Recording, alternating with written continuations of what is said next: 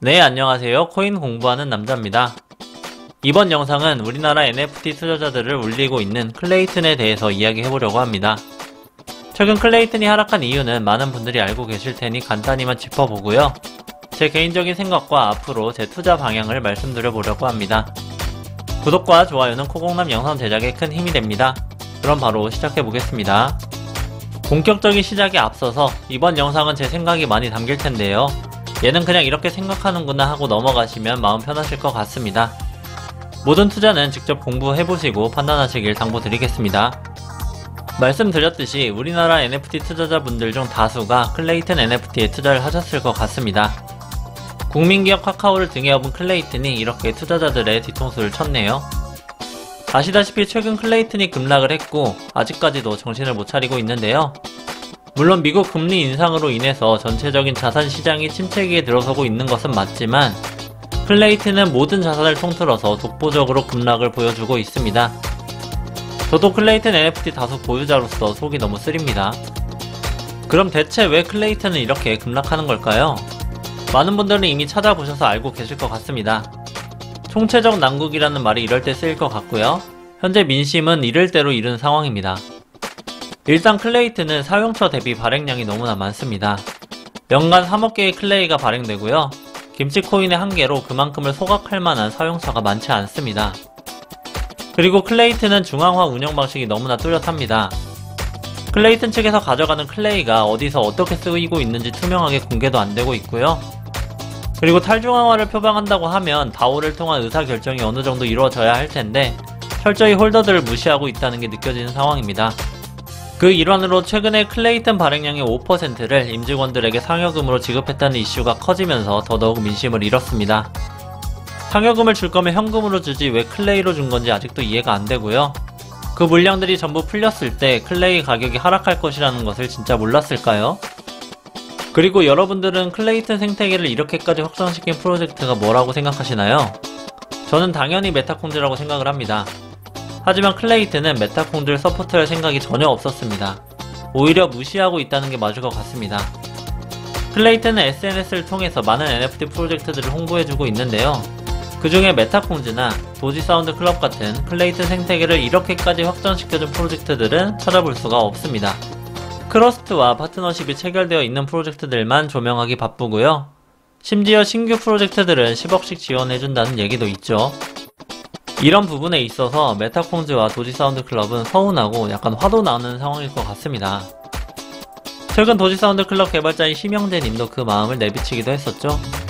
실타래와 메타콩즈가 이더리움으로 마이그레이션 하는 것도 이런 부분이 없지 않을 것 같고요.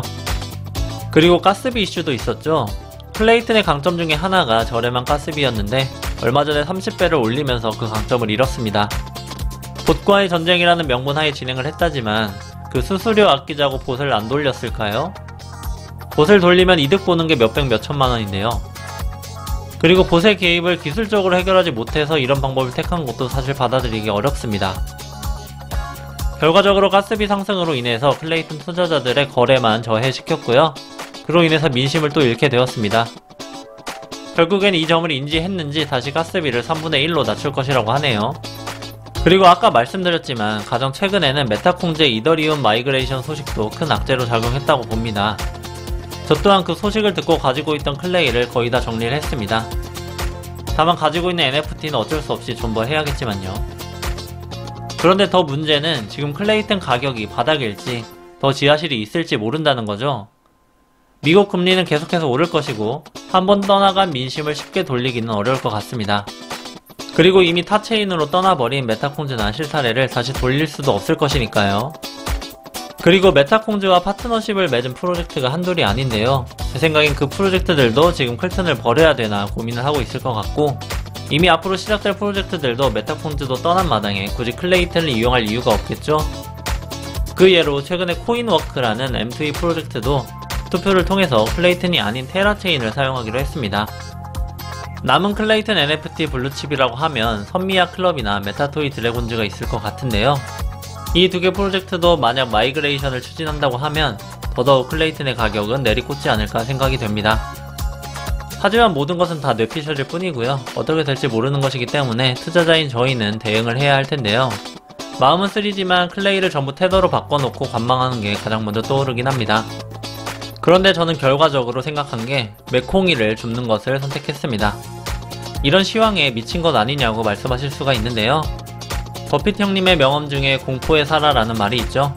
저는 이 공포의 메타콘즈를 사도록 하겠습니다. 하락장에서 어떤 자산을 볼 때 과연 그 자산이 본질적인 펀더멘탈이 흔들렸냐를 보는 게 중요하다고 생각하는데요. 지금 메타콘즈 프로젝트의 가치가 떨어져서 가격이 떨어졌을까요? 아니죠. 메타콘즈는 지금도 대기업이나 타 프로젝트들과 지속적인 콜라보를 진행하고 있고 홀더들과의 소통도 굉장히 잘하고 있다고 생각을 합니다. 최근에는 메콩 코인이 글로벌 거래소에 상장되기도 했었죠. 메타콘즈의 가격이 떨어진 것은 단지 클레이튼이 급락했기 때문에 겁을 먹은 분들이 메타콘즈 마저 팔아서 현금화를 했기 때문입니다. 그럼 클레이튼의 가치는 떨어졌을까요? 네, 클레이튼의 가치는 떨어졌습니다. 클레이튼은 얼마 전까지 불장이었던 국내 NFT 시장을 등에 업고 성장했다고 해도 과언이 아닙니다. 그런데 그 프로젝트들이 현재 다 이탈하고 있는 상황이기 때문이죠. 그래서 저는 가치와 가격이 모두 떨어진 클레이튼을 지금 싸게 주어서 메타콘즈를 살려고 하는 것입니다. 메타콘즈는 이더리움으로의 마이그레이션이 사실상 확정이라고 생각해도 될 것이고 현재까지의 메타콘즈의 행보를 봐왔을 때 저는 향후 로드맵도 긍정적으로 생각을 하고 있습니다.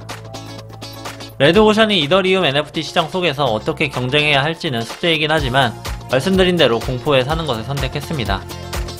솔직히 메타콘즈 무조건 투더문이라고 확신하지는 못하지만 모든 투자에는 리스크가 존재하는 거니까요. 다시 말씀드리지만 이건 진짜 제 개인적이고 주관적인 생각이기 때문에 깊게 생각 안 해주시면 감사하겠습니다. 네, 이렇게 해서 최근에 정신 못 차리고 있는 클레이튼에 대해서 짚어보고 저희 투자 방향성을 간단히 공유 드려봤습니다. 요즘 이래저래 너무 정신없는 시장입니다. NFT 시장의 투심은 많이 죽었고 국제적으로 금리 인상 이슈도 겹치면서 NFT의 가격이 힘을 못쓰고 있는 상황입니다. 그 와중에 클레이튼 이슈까지 겹치면서 많은 분들이 힘들어하고 계실 텐데요. 몸과 마음이 다치지 않는 선에서 대응 방법을 잘 생각해 보시기를 바라겠고 응원하겠습니다. 오늘도 이렇게 끝까지 시청해주셔서 너무 감사합니다. 좋은 하루 되세요.